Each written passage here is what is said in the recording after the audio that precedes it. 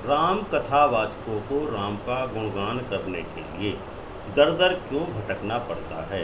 क्या इसके पीछे कोई वैज्ञानिक कारण है अथवा आध्यात्मिक कारण? क्या इसके लिए इनके कर्म ही जिम्मेदार हैं या किसी का कोई वरदान या अभिशाप इनको लगा हुआ है?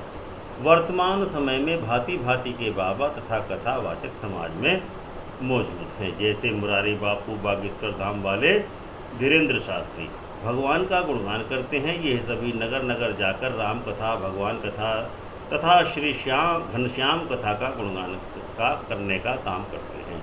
लेकिन क्या कभी आपने सोचा है कि ये कथावाचक घूम घूम कर कथा क्यों करते हैं या दर दर क्यों भटकते हैं? क्या ऐसा नहीं हो सकता कि ये कथाकार एक जगह रहकर राम कथा करते और दुनिया के सभी लोग वहीं जाकर के कथा सुनते? ये सभी कथाकार एक वंश विशेष से आते हैं। उस वंश को श्राप लगने के कारण ही इनको नगर नगर भटकना पड़ता है। राम कथावाचकों को दर दर भटकने के बारे में मूल कारण श्रीमद् भागवत के 6वें स्कंद के 5वें अध्याय में उल्लेख मिलता है।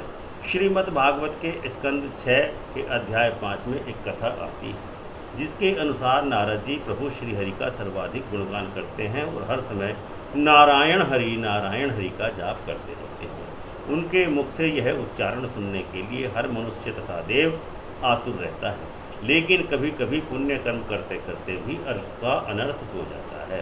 कथा इस प्रकार है कि सृष्टि का संचालन एवं अभिवृद्धि करने हेतु दक्ष जी ने प्रथमतः 10,000 पुत्र उत्पन्न किए तथा बाद में 1,000 पुत्र और उत्पन्न किए, जिन्हें उपदेश देने के लिए श्री हरि के परम भक्त नारद जी को नियुक्त किया गया। किंतु नारद जी के उत्तम उपदेश देने के कारण वे सभी दक्ष पुत्र विरक्त बनकर सन्यासी हो गए, जिस कारण नारद जी सृष्टि के विस्तार में ना जानते हुए वे बाधक बन गए। सृष्टि के विस्तार में नारद जी के उपदेश के कारण बाधा पड़ने के कारण दक्ष जी क्रोधित हो गए और उन्होंने नारद जी को श्राप दिया कि नारद जी किसी भी स्थान पर 2 घड़ी से अधिक नहीं ठहर पाएंगे।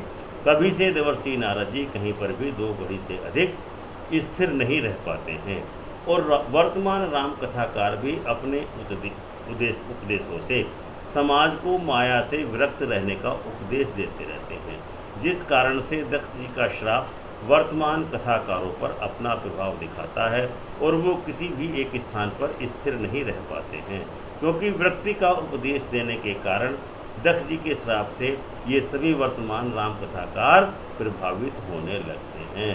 तो यही कारण है